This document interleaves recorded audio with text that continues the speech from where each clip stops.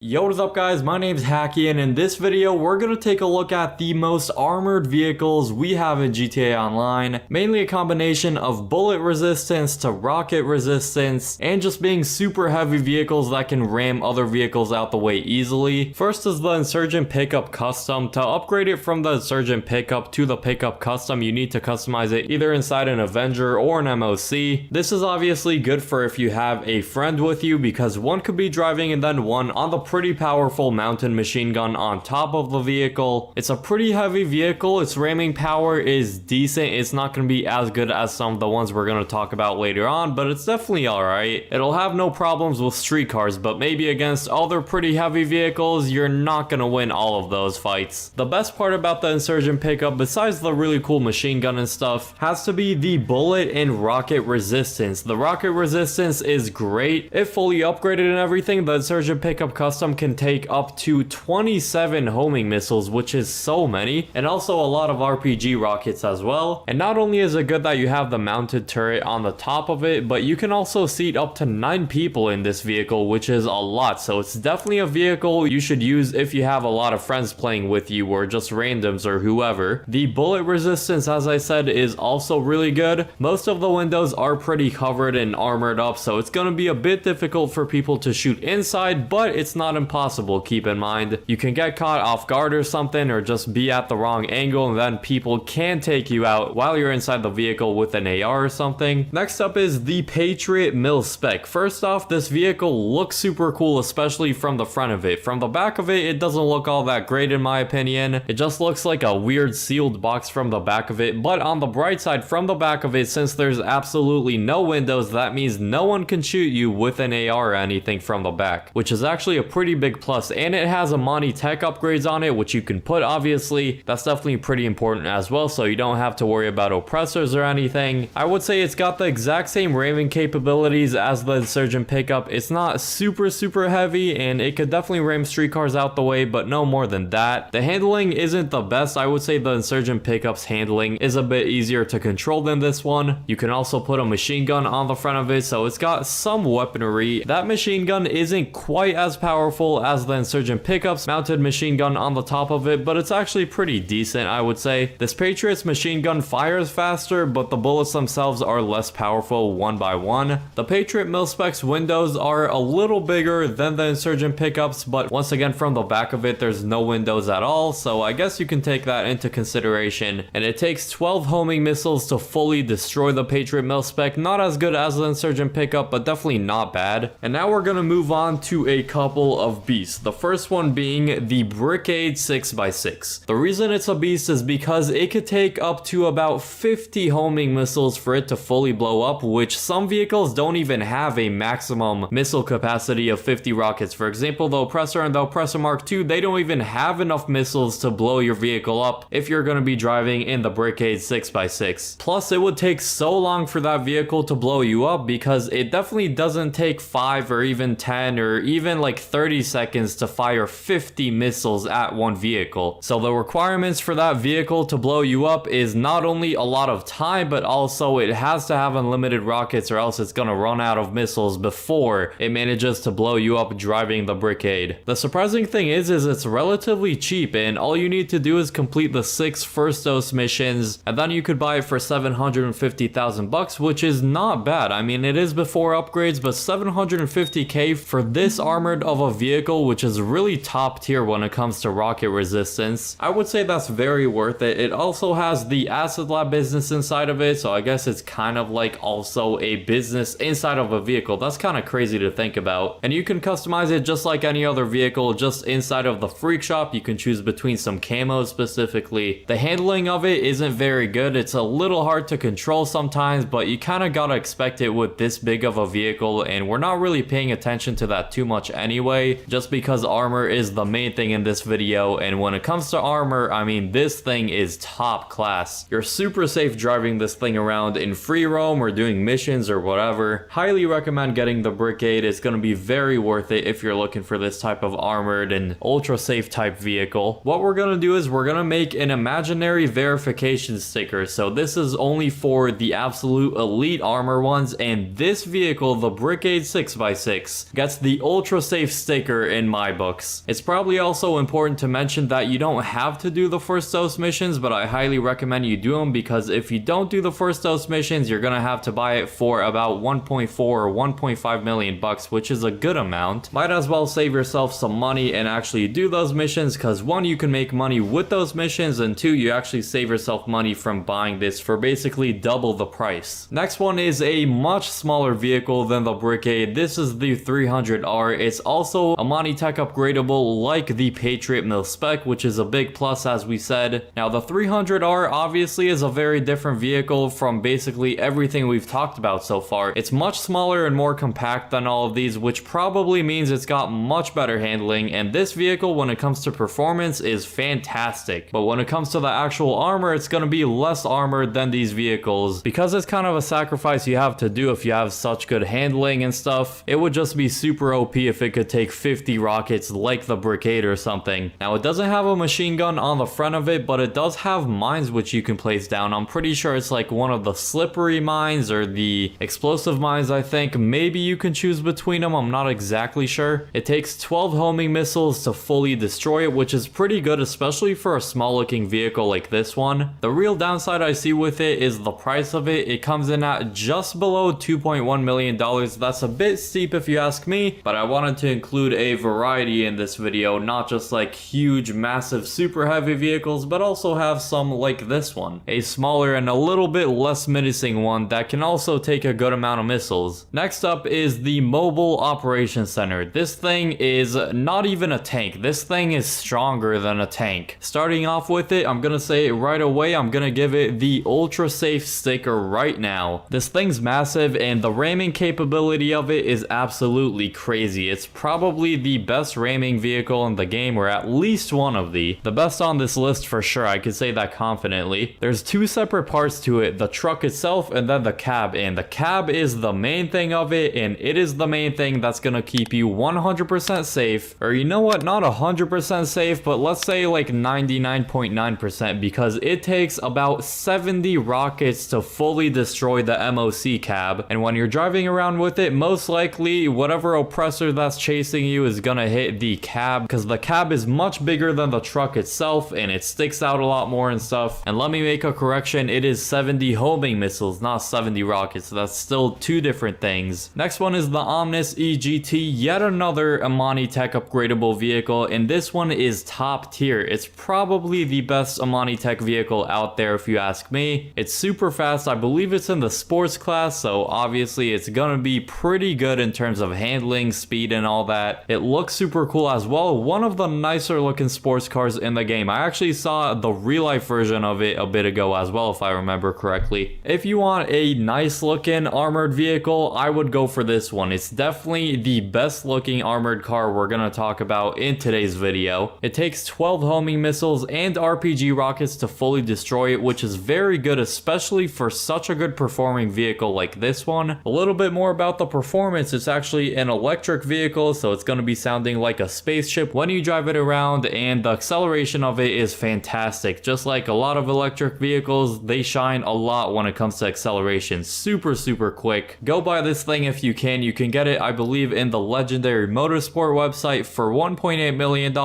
Upgrade it to the max, put the extra armor on it, and the Amani Tech, whichever one you prefer. Probably the missile lock-on jammer is the one I'd go for. And for the honorable mentions list, there's so many good choices. One is the half track. It's got the mines to it and stuff. It's also a very armored vehicle. It looks cool too. It's got the big machine gun on the back of it. Also, the Night Shark is a good option. The APC tank, the Kanjali tank, and finally the Duke of Death. Let me know if there's any vehicles you think I missed on this list, and comment it down below as well. And click the video on screen now if you want to see the must-have vehicles you should own in 2023 in GTA Online. I hope you all enjoy that video, and peace.